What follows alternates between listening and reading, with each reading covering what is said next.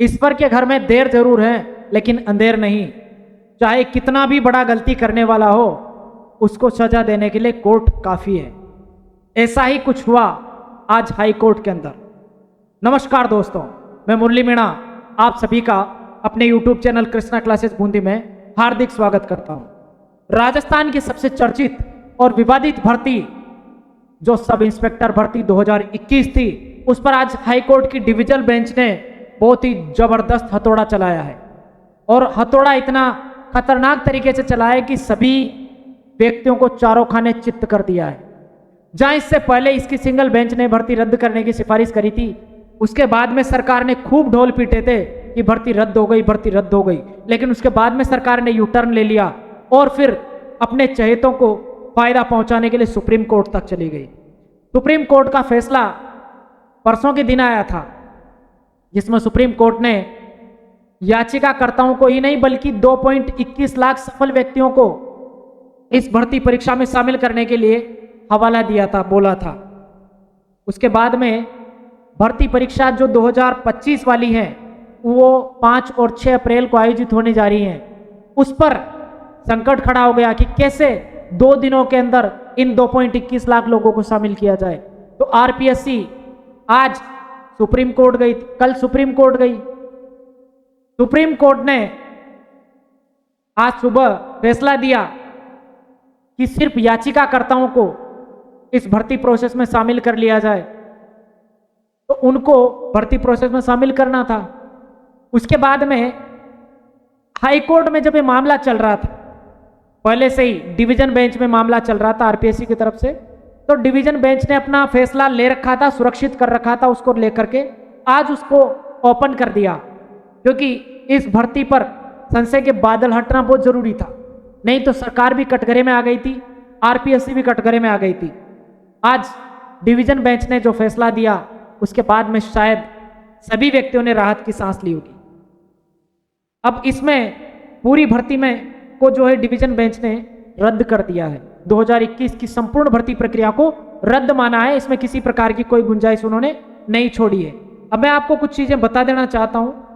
Court ने अपने आदेश में क्या कहा, एसओजी ने कितने मुन्ना भाई पकड़े और उन अभ्यर्थियों का क्या होगा जो ईमानदारी से चयनित हुए थे। इन सबके लिए भी आगे का रास्ता बनना बहुत जरूरी है। फैसले की मुख्य बातें मैं आपको बता देता हूं। राजस्थान हाई कोर्ट की जो खंडपीठ ने एकल पीठ का जो फैसला था, जिसमें पहले भर्ती रद्द करने की सिफारिश की गई थी, उसको बरकरार रखा है। और इस परीक्षा की इंटीग्रिटी पूरी तरह से भंग हो चुकी थी, ऐसा डिवीजन बेंच ने कहा है। इंटीग्रिटी का मतलब सुचिता जो है वो भंग हो गई थी। कोर्ट ने माना है कि जब पेपर लीक इतने बड़े स्तर पर हुआ है कि दूध और पानी को अलग अलग करना असंभव हो, तो पूरी प्रक्रिया को रद्द करना ही एकमात्र ऑप्शन है। क्योंकि इतने बड़े स्तर पर इसमें गिरफ्तारियां हुई है, कुछ कहा ही नहीं जा सकता था। इसलिए एकल पीठ के निर्देशों की पालना करना सुनिश्चित था। इसलिए इस पूरी भर्ती प्रक्रिया को नल एंड वॉइड यानी कि शून्य घोषित किया जाता है। और इसके लिए भ्रष्टाचार और पेपर लीक के सबूतों को आधार माना जाता है। ऐसा आज के फैसले में रखा है उन्होंने। अब अगर इसकी बात करें कि इसमें कितनी गिरफ्तारियां हुई थी, तो इस भर्ती प्रक्रिया ने कि नींव जिन लोगों ने हिलाकर रखी थी, तो उसके लिए एसओजी जो राजस्थान के स्पेशल ऑपरेशन ग्रुप है, उसने जांच में जो आंकड़े हमारे सामने आए थे वो काफी चौंकाने वाले और शॉकिंग थे। कुल गिरफ्तारियों की बात करूं तो अब तक इसमें कुल 125 से अधिक लोग गिरफ्तार हो चुके थे। एसआई ट्रेनी जो ट्रेनिंग कर रहे थे, वो पुलिस अकादमी से ट्रेनिंग के दौरान 55 से ज्यादा सब इंस्पेक्टर को पकड़ करके सलाखों के पीछे भेजा गया था। अब इतने बड़े स्तर पर इसमें फर्जीवाड़ा हुआ है, तो आपको सब कुछ सामने आ गया। आरपीएससी भी खुद संलिप्त थी इसमें। अब संलिप्तता की बात करें तो सबसे शर्मनाक बात यह रही कि आरपीएससी के पूर्व सदस्य बाबूलाल कटारा और राम राय का इस पूरी भर्ती प्रक्रिया के मुख्य आरोपी साबित हुए। इस भर्ती प्रक्रिया की जब पेपर की जांच की गई, तो कीमत का पता लगा कि एक पेपर कितने में बिका था। तो जांच में खुलासा हुआ कि एक एक पेपर 15 से 25 लाख में बिका है। यानी कि पढ़ने वाले और मेहनत कश बच्चों के भाग्य को वो 15 25 लाख रुपए देने वाले लोग और लेने वाले लोग, उन्होंने सौदा कर दिया था। अब ईमानदारी से तैयारी करने वाला आदमी कहां जाए। एसओजी ने अपनी स्टेटस रिपोर्ट में स्पष्ट कहा था कि पेपर परीक्षा से कई दिन पहले ही बाहर आ चुका था। जयपुर के एक परीक्षा केंद्र पर पेपर लीक हुआ फिर इसे व्हाट्सएप पर पूरे ग्रुपों में फैलाया गया। कोर्ट ने भी टिप्पणी करी कि एक पेपर लीक नहीं बल्कि पूरे सिस्टम के साथ धोखा है, यानी कि फ्रॉड ऑफ द सिस्टम है, इसलिए इस भर्ती प्रक्रिया को रद्द करना बहुत जरूरी है। अब आगे क्या होना चाहिए, अभ्यर्थियों के लिए क्या विकल्प होना चाहिए? अब सबसे बड़ा सवाल उन अभ्यर्थियों के लिए है जो मेहनत करके सिलेक्ट हुए थे, तो नई भर्ती में उनको मौका मिलना चाहिए। सुप्रीम कोर्ट ने और हाई कोर्ट के निर्देश के अनुसार 2021 के अभ्यर्थी जो एसआई भर्ती परीक्षा में बैठने के लिए एलिजिबल थे, कुछ व्यक्ति जो ओवरेज हो गए थे, उनको भी एक अतिरिक्त अवसर मिलना चाहिए और उनको 2025 की भर्ती में बैठने का मौका दिया जाना चाहिए। अब देखना यह है कि आरपीएससी आज के डिसीजन के बाद में और सुप्रीम कोर्ट के निर्णय के बाद में क्या फैसला करती है, क्योंकि एडमिट कार्ड जारी हो चुके हैं।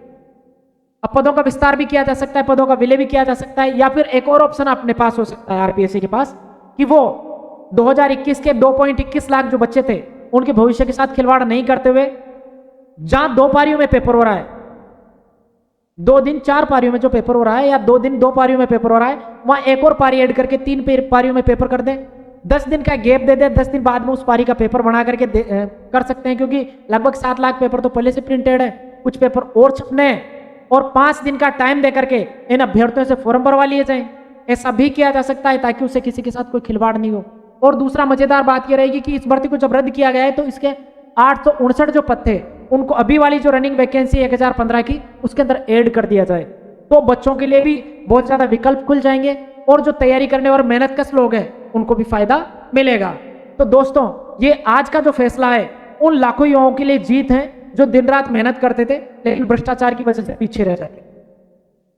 हालांकि निर्दोष चयनितों के लिए एक दुखद भी है, लेकिन न्याय का सिद्धांत यही कहता है कि भले ही 100 अपराधी बच जाएं, लेकिन एक भी निर्दोष को सजा नहीं मिलनी चाहिए।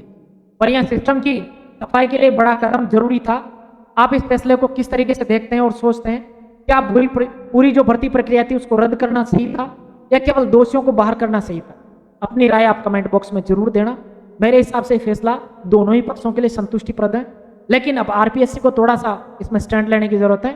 वो अवसर दे करके फॉर्म भरवा दें उन बच्चों से, उनको भी इस भर्ती प्रक्रिया में शामिल कर लें, ओवरेज हुए बच्चों को भी शामिल कर लें, और इन पदों की संख्या जो अभी रद्द हुई है इनको रनिंग वैकेंसी में जोड़ दिया जाए, और भर्ती प्रक्रिया जहां 2 चरणों में होनी चाहिए वहां 3 चरणों में करके सभी बच्चों को न्याय दिया जाए। ऐसी मेरी इच्छा है, ये मेरा व्यक्तिगत स्टैंड है, बाकी आरपीएससी जाने। धन्यवाद।